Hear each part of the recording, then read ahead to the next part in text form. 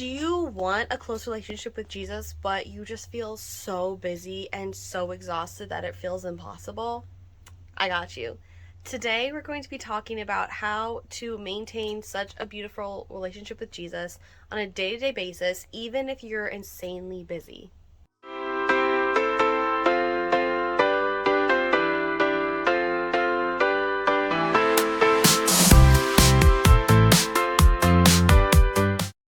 I have totally struggled with finding time to be with Jesus, and I can be a very social person and do so many activities all the time, which means I will stay up late, but then I have to wake up early to get all of my habits and goals and Bible reading and chores and everything done before work.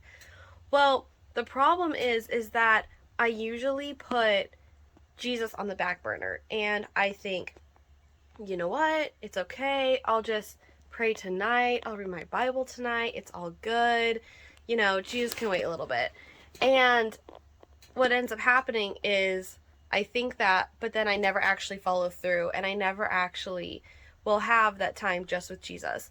And something that I've been realizing a lot is that Jesus is a relationship just like all of my other friendships. And I prioritize my friendships really well, and I spend time with them, and I'm intentional with spending time with them, and I'm intentional with making them feel loved. But for some reason, when it comes to Jesus, I don't view him as the same sort of friendship, when in reality he is my best friend, and I should be putting him at the very top. I should be prioritizing time with him over literally anybody else. And so that's something that I've had to start realizing is just, am I actually prioritizing Jesus over the people in my life? Because he should be the very top. He should be the thing that I go to when I'm sad. He should be the thing that I do right first in the morning, before checking my phone, before doing chores, before anything else. So the question then becomes, how do we make time? Well, the thing is that first of all, you need to rewire your brain to say make time instead of have time. Because in our culture, we tend to be really victim mentality and just say, oh, I don't have time for that. I'm just so busy. The reality is that you're prioritizing certain things over other things. And so instead of saying, I don't have time, say, I'm not making time. Because then you're owning that you're not prioritizing it. And it's actually really empowering. So the first thing I just want to say is that we can all make time for Jesus. He should be the very top priority.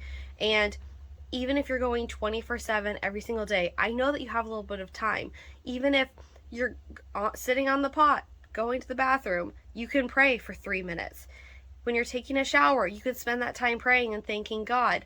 When you're driving to work, you can spend time listening to the Bible. There are so many opportunities to be in the Word and to be with Jesus that we just aren't taking advantage of, and we're doing other things instead. So instead of reading our Bible at night, we're binging Netflix. Or instead of listening to the Bible as we drive, we're listening to a podcast, which Netflix and podcasts are not bad, but if we really want to have a strong relationship with Jesus, we need to be prioritizing him over certain things. And that sometimes means that we need to listen to the Bible instead of listening to a podcast.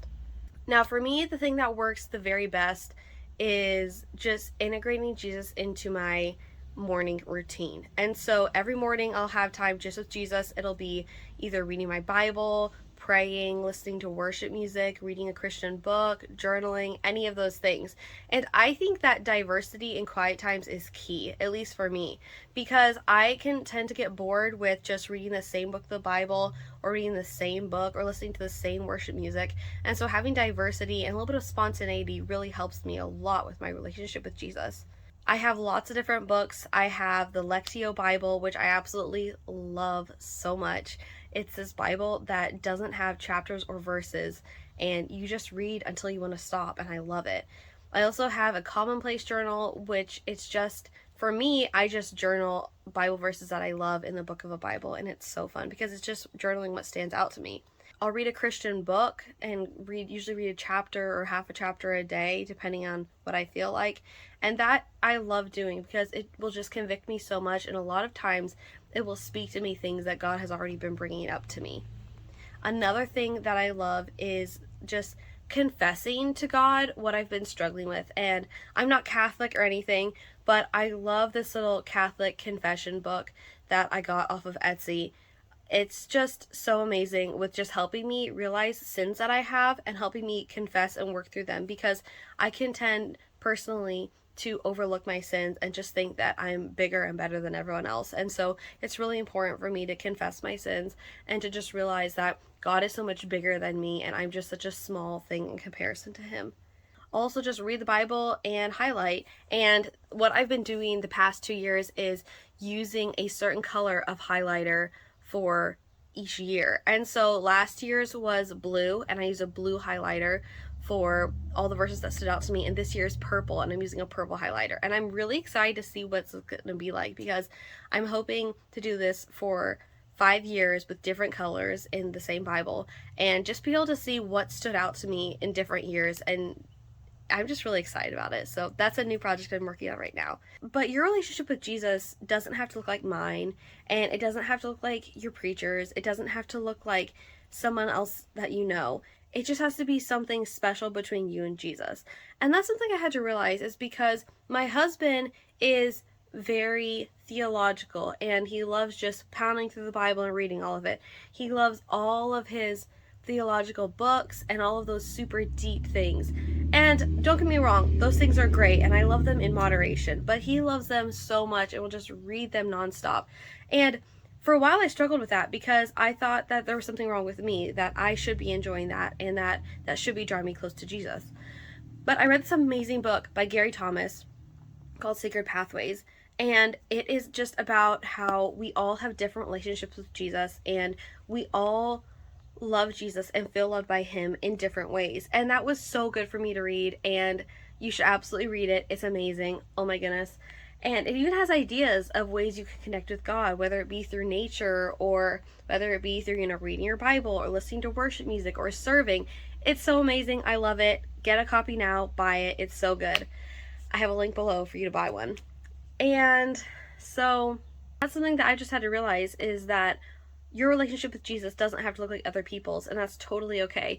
And just being okay with that and learning to figure out what your relationship with Jesus does look like is actually so amazing and so exciting and such a sweet time, because it really is just like any other relationship where you're just trying to figure out everything. And it's so sweet to just grow in Jesus and just grow in your love for him.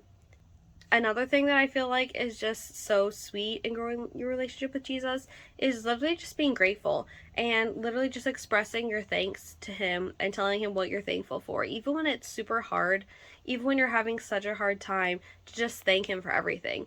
One thing, if you're a busy person, that has helped me so much is during my daily routine of doing my hair, doing my makeup, getting dressed, all of that, to just be in constant prayer. And that has been a game changer for me, because instead of just going mindlessly through it or listening to music while I do it, just to be able to just be focused on prayer, even if it's only 5 or 10 minutes, has been so amazing, because now I have a constant daily prayer life and it doesn't change because I have to get ready every single day. And so that's been a really beautiful thing that I would really encourage you in, is to just really focus on the little moments in your day that you fill with something else, whether that be music or podcast or a show or whatever, to just use those little moments in the day to just be with Jesus. And it could be while you're making coffee or making breakfast. It could be literally while you're going to the bathroom. It could be any of those things. Just those little moments of time to just tell Jesus how much you appreciate him and how much you love him,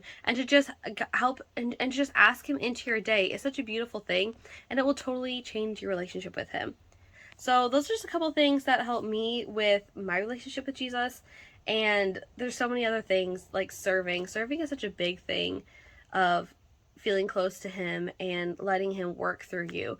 But I just really want to encourage you in this and get some people around you who love Jesus and who will spur you on in this. If you're struggling with reading the Bible, then get some friends to start a Bible plan with you. It could be such an amazing thing, and just discussing the Bible with other people is so awesome. So get some people around you who love Jesus and who want to see you grow and who want to grow with you, and really make it a habit to just spend time with Jesus throughout the day. It doesn't have to be a ritual, morning ritual but it does have to be constant and it does have to be consistent, because every relationship needs consistency and needs love and needs growth. And if you do not have those things in a relationship, then it does wither and it's not strong. And you want your relationship with Jesus to be so strong because he wants to spend time with you and he loves you so much. So those are a couple tips of mine, and I hope that they help. And read Sacred Pathways by Gary Thomas, because it is amazing and it will totally change your perspective of time with Jesus. So bye.